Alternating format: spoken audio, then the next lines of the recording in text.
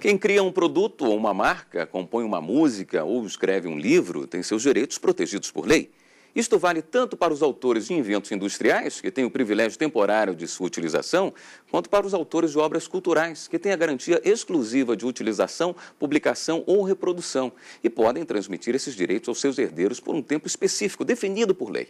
Para discutir esse assunto, eu recebo no estúdio o advogado Mauro Maia, procurador-chefe do INPI, Instituto Nacional de Propriedade Industrial. Ele é especialista em direito da propriedade intelectual. Eu converso também com o advogado José Walter Galvão, especialista em direito autoral. Mas antes, vamos assistir uma reportagem sobre o assunto. Por dia são milhares de CDs, DVDs e outros produtos falsificados vendidos no país. A pirataria avança também pela internet. Segundo o Instituto de Pesquisa Econômica Aplicada, o IPEA, quase 35 milhões de brasileiros no ano passado baixaram músicas e filmes pela rede. 2 em cada 5 eram ilegais. Quem vende produtos piratas está cometendo crime de violação de direitos autorais. Pode pegar até 4 anos de cadeia. E quem compra também pode responder criminalmente. Quem adquire o produto pirata também cometeria o crime de receptação. Tá? Mas hoje em dia o entendimento dos tribunais é no sentido de que não haveria caracterização desse crime.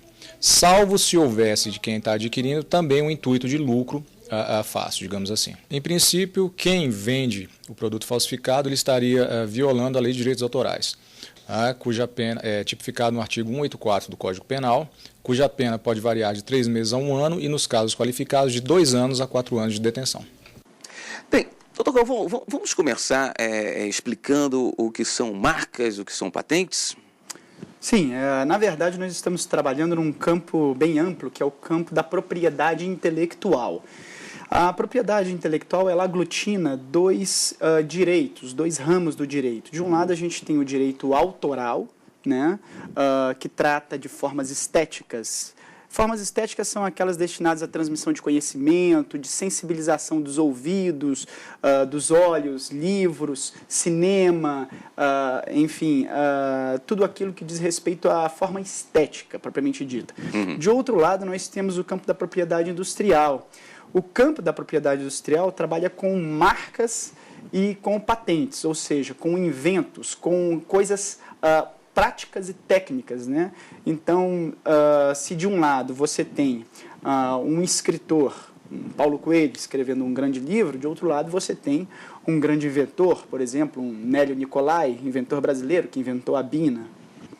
Bom, então vamos ver como é que nasce esse registro. Doutor Mauro, qual a importância da pessoa registrar a sua criação? Importantíssimo. Somente com a propriedade industrial, conferida pelo INPI, que é a autarquia que executa a lei de propriedade industrial no país, a pessoa vai ter a segurança jurídica e a sua propriedade garantida pelo Estado. Em termos de marcas, ela é fundamental para distinguir o seu produto no mercado. Sem uma marca registrada, significa que a sua empresa vai ficar vulnerada a qualquer outra apropriação, naquele mesmo sentido. Então, não faz nenhum sentido a empresa, o empresário, investir no seu negócio sem antes garantir a sua propriedade industrial. Ou seja, não lançar nenhum produto, não lançar nenhum serviço no mercado sem antes ter a sua marca devidamente registrada pelo INPI. Em termos de patentes, significa conferir também a mesma segurança jurídica.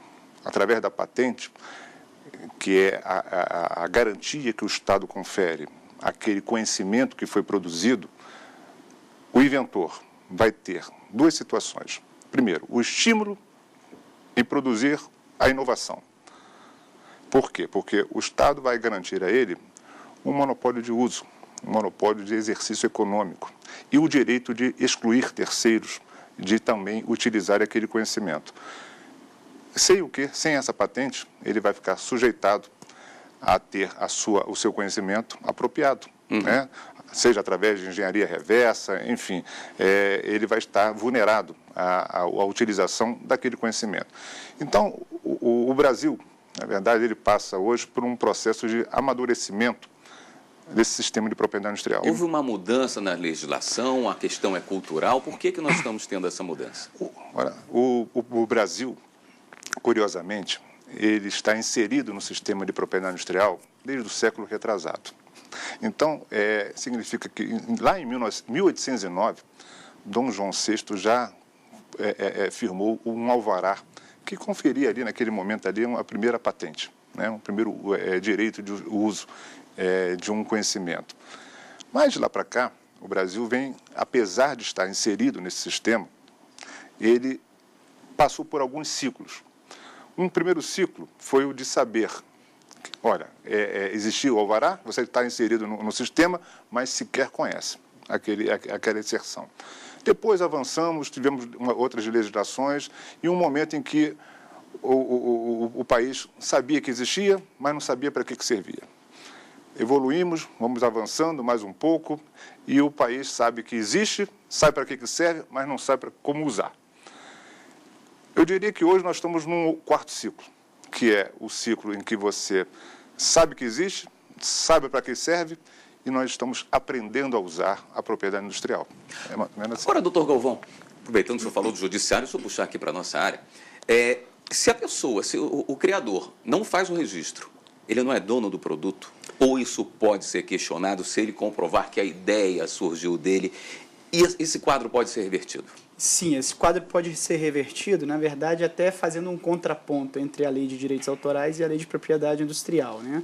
A Lei de Direitos Autorais, ela não garante 100% de certeza de que a pessoa é dona de uma obra, por exemplo, literária, só pelo fato dela ter promovido o registro. Certo. Não, na verdade, a lei, ela diz, 9.610 de 98, que é a Lei de Direitos Autorais, ela diz muito claramente, lá em seu artigo 11, que o criador intelectual, o autor, é a pessoa física criadora intelectual. Em nenhum momento ela está falando ali que o autor necessariamente é aquele que possui um registro.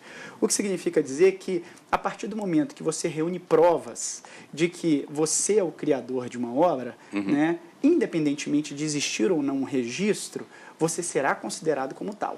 Quer dizer, aquela ideia de quem chegar na frente e registrar primeiro é dono, não é uma ideia falsa.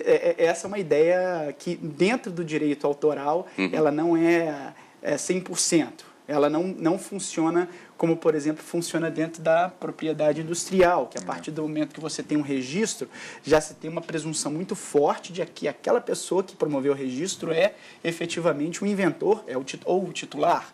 Dentro do direito autoral é diferente. Isso existe, é uma coisa que nós chamamos de apenas uma presunção juris tantum, né? Ela é muito relativa.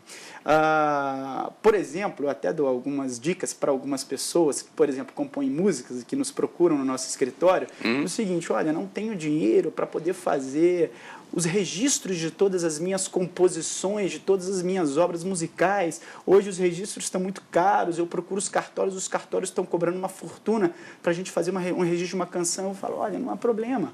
Se você, por um acaso, tiver dificuldades financeiras, é um compositor que está começando agora, sabe qual que é a dica? Pega a sua composição, coloca no papel, faz a gravação da sua música em um CDzinho, que é uma coisa bem simples, é uma coisa bem barata, coloca no envelope e manda por correio. Mas manda para quem? Para você mesmo. Manda num envelope lacrado para você mesmo, para a sua residência. Porque aí você vai ter uma coisa interessantíssima, que é uma prova de anterioridade de criação. O que os Correios vão fazer? Vão carimbar aquele envelope e você tem um registro de um órgão oficial. Aí você não vai chegar em casa e abrir o envelope, né? Porque você não pode estar com saudade de você mesmo, né? Você vai deixar o envelope lacrado com a data da sua criação. Isso é uma forma de você garantir, por exemplo, a sua anterioridade, independentemente de registro. Que boa dica. Né? Isso daí é uma coisa que a gente conversa muito com o pessoal, né? Quando estamos trabalhando com esse ponto de registro, né? No caso lá do INPI, o doutor Galvão estava falando dos valores um pouco altos para se fazer um registro. Como é que funciona isso? Depende da área em que a pessoa vai fazer o registro, tem um valor diferente? A importância do invento? Como é feito essa? Eu não diria que o custo da propriedade industrial seja elevado, mesmo porque o INPI concede reduções para pequenas, microempresas, há reduções no preço público que é cobrado pelo NPI. Certo. O NPI ele é uma autarquia federal e essa autarquia ela tem a competência de executar, como eu disse anteriormente, aí a Lei de Propriedade Industrial, a Lei 9.279 de 96, e nos seus ambientes de registro de marcas e patentes, eu diria que o que é cobrado como preço público é um preço não exagerado, perfeitamente dentro da realidade do Brasil. Como é feito? A pessoa tem que fazer uma pesquisa, saber se já existe aquele invento e depois registrar? Como é feito? Porque diferentemente do direito autoral, porque o direito autoral, como o doutor Galvão falou, é conferido o direito àquele primeiro que exterioriza, né, a sua ideia, né, a sua obra do espírito, como por assim dizer. Diferente da propriedade industrial. A propriedade industrial, ela confere o direito àquele que primeiro requer. Então, há uma diferenciação entre o direito de propriedade industrial e o direito intelectual nesse sentido, né? Ou seja, a prova para mostrar a titularidade do direito autoral, basta comprovar a exteriorização, um exemplo prático que o doutor Galvão nos deu agora. Para a propriedade industrial é necessário o registro. E o registro, seja em marcas, seja em patentes, você precisa ter a demonstração de que você chegou primeiro. Ou seja, para marcas, você tem que ter a anterioridade, né? Ou seja, você chegou primeiro com aquela ideia de uma marca e o NPI vai fazer a sua busca dentro das suas bases e vai verificar se aquela marca, ela para aquele tipo de serviço ou produto que ela está sendo requerida, se já existe alguma anterioridade que impeça a concessão do registro da marca pelo NPI. Patente. Patente, existem 3 requisitos. Precisa, aquela ideia que é levada, que é escrita no pedido de patente, ela precisa ser nova, tem que ter atividade inventiva e aplicação industrial. Atividade inventiva, o que significa? É a demonstração de que houve um esforço de bancada, um esforço do pesquisador que chegou a um conhecimento que não é óbvio. Ele é algo novo, inovador e diferente do que tudo que se conhecia antes. E a atividade industrial, a aplicação industrial, traduz-se de que aquilo ali vai ter utilidade, né? Não adianta se criar ideias novas se você não vai ter uma aplicação industrial que vai reverter em benefício da sociedade. Perfeito. Nós vamos dar uma pequena pausa no nosso programa e logo depois do intervalo nós voltamos com mais fórum para você. Só um minuto.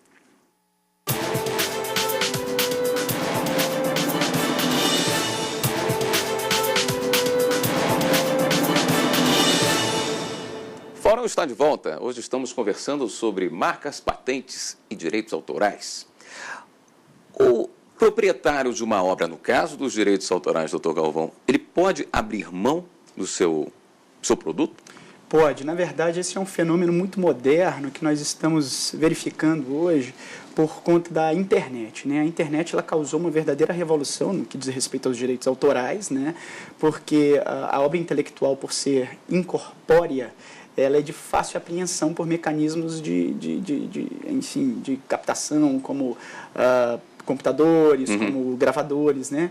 Então, antigamente, quando você estava no sistema analógico, era muito mais difícil de você captar a obra intelectual, porque a obra incorpórea, porque havia ainda uma deficiência em som e imagem. Hoje, você tem um fenômeno da plasticidade. O que você grava é idêntico ao original. E esse fenômeno da plasticidade surgiu primeiro por conta do MP3 e, obviamente, alavancado por conta da internet, né? E o que acontece? É um fenômeno interessante de que, num primeiro momento, todos achavam que os autores estavam indignados pelo fato de suas obras estarem circulando de forma livre na internet sem algum tipo de regulamentação, né? Isso foi um primeiro momento, né? Num segundo momento... se transformava em divulgação. Exatamente, que se transformava em divulgação. E num segundo momento ocorreu justamente isso. Se percebeu que alguns autores, na verdade, gostavam que as obras tivessem uma livre circulação, porque isso funcionava como meio de publicidade. Era um marketing para eles. E agora nós estamos entrando num terceiro momento, onde você tem um sistema sendo criado que se chama copyleft. Nos Estados Unidos você tem a expressão americana que é o copyright, que é o direito de cópia, que pertence única e exclusivamente ao autor. E agora surgiu esse fenômeno, que não é tão recente, já tem algum tempo, que é o do copyleft, que é o sem o direito de cópia. O próprio autor, ele concede, por um termo de licença, o direito de outras pessoas fazerem uso da obra dele, um uso irrestrito, até mesmo, às vezes, um uso comercial da obra dele, e ele autoriza esse tipo de uso. O copyleft tem algumas regras interessantíssimas, como se, por exemplo, eu crio uma obra e quero licenciá-la, né? Eu posso licenciar essa obra desde que a pessoa faça, por exemplo, uso não comercial. Então, se você fizer uso não comercial, você pode reproduzir, copiar e distribuir para quem você quiser. Agora, se eu quero que você faça uso não comercial e distribua para pelo menos 10 pessoas, isso é como se fosse um termo, um contrato que está sendo assinado. Sim. Ou seja, você pode usar minha obra livremente, mas você tem que passar para pelo menos 10 pessoas, criando-se assim uma espécie de corrente que funciona como divulgação do autor. Então, a gente está entrando agora numa nova era, onde o copyleft está começando a surgir ao lado do copyright.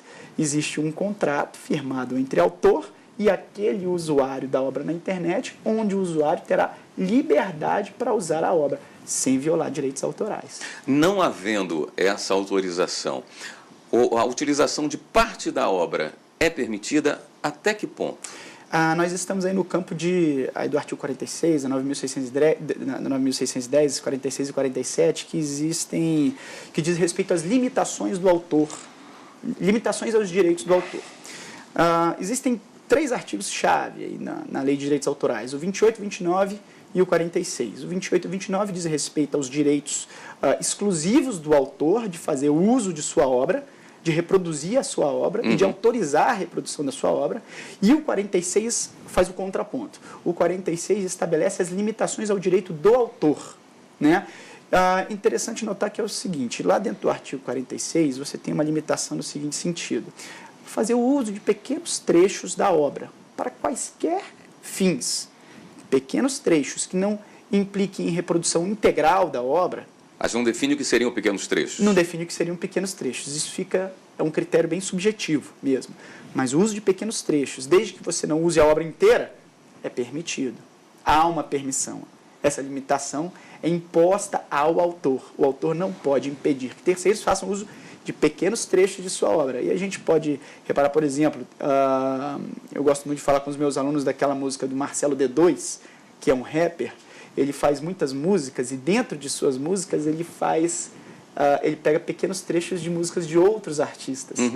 Estes outros artistas não precisariam sequer autorizar o Marcelo D2, porque ele está fazendo apenas uma pequena referência dentro de uma obra maior que é a obra dele. Um outro exemplo, se você for escrever sobre pinturas, não há como você escrever sobre pinturas sem reproduzir dentro do seu livro as pinturas que você está mencionando, mas o seu livro não é sobre a foto em si, não é sobre a pintura. Você está falando sobre pintura, sobre, por exemplo, modernismo, sobre o barroco, sobre a pintura de Leonardo da Vinci. Não há como você, por exemplo, falar de pintura de Leonardo da Vinci sem colocar a figura Leonardo da Vinci. Mas a sua obra é muito maior do que só aquela pintura. Então você tem essa autorização, sim, de reproduzir pequenos trechos de obras. Perfeito. Ainda falando dessas regras que existem nesse mercado, o inventor ele tem um período que é resguardado a ele em que outras pessoas não podem fazer uso da sua invenção, não podem copiar. Mas ele perde com o tempo esse direito, não é? Sim. A patente de invenção, ela confere um direito exclusivo de 20 anos, contados da data do depósito.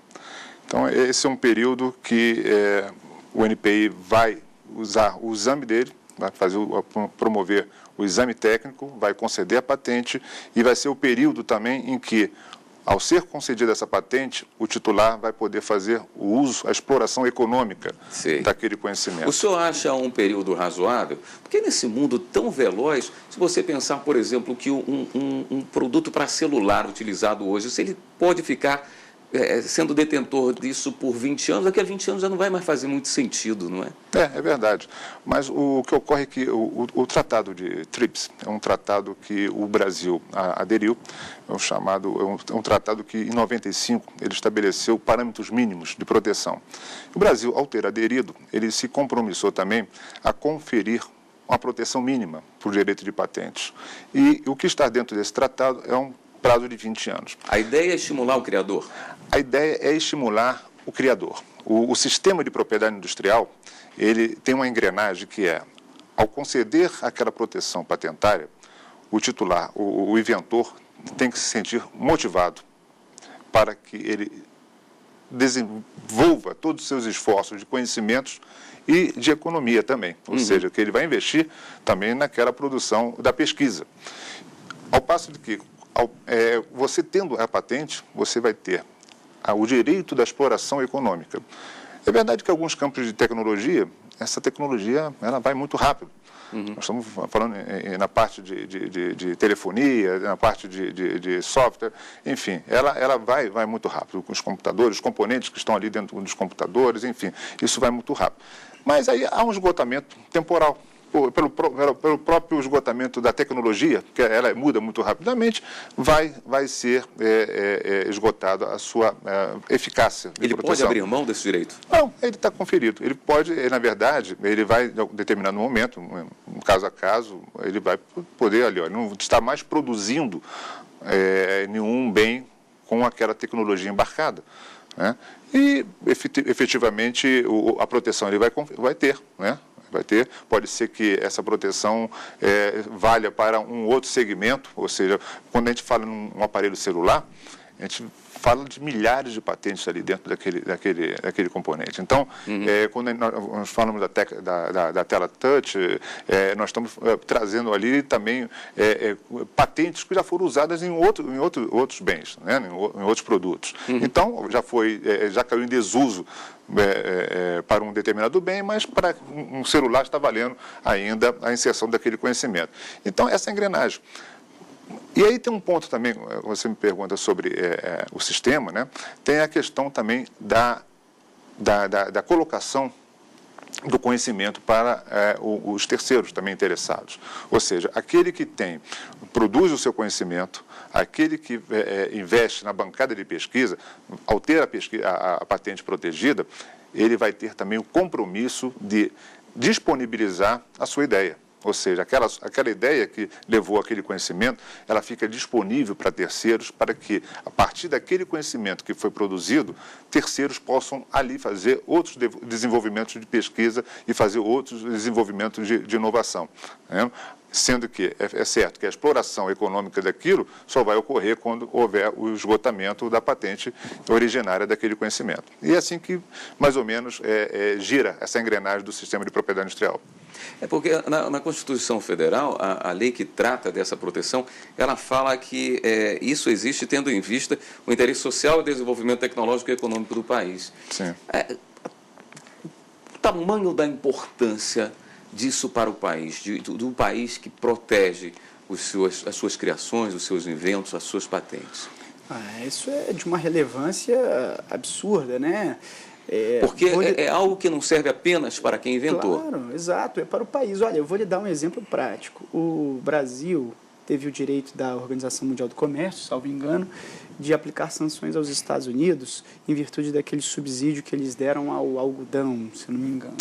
Sabe qual foi a sanção que o Brasil resolveu dar para pegar muito forte? Quebrar patentes. Os norte-americanos, eles têm uma noção gigantesca da importância que são patentes para o desenvolvimento econômico de um país. O Brasil sabe disso também.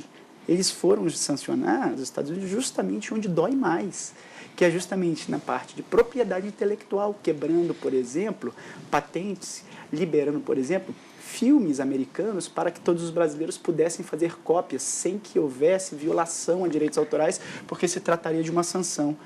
O poderio econômico disso é uma coisa absurda. Se você começar a trabalhar com patentes, então, dentro da área de medicamentos, Nossa, isso efetivamente, isso consolida que a propriedade intelectual, tanto no campo do direito autoral quanto no campo do direito de propriedade industrial, é de uma relevância absurda. Eu diria até, agora estou sendo um pouco, estou puxando um pouco para a nossa área aqui, eu acho que, se não o mais importante, um dos mais importantes pontos de desenvolvimento a ser considerado para efeitos de desenvolvimento econômico. A proteção nessa área de propriedade intelectual ela é fundamental. Muito bem. Bom, eu gostaria de agradecer a participação dos senhores e o programa de hoje vai ficando por aqui. Nós conversamos com o advogado Mauro Maia, procurador-chefe do INPI, Instituto Nacional de Propriedade Industrial, e com o advogado José Walter Galvão, especialista em direito autoral. E você pode rever esse programa na página da TV Justiça. O endereço é www.tvjustiça.jus.br. E pode enviar também sua sugestão para o programa. E-mail forum@stf.jus.br. Na próxima semana tem mais uma edição do Fórum para você. Até lá.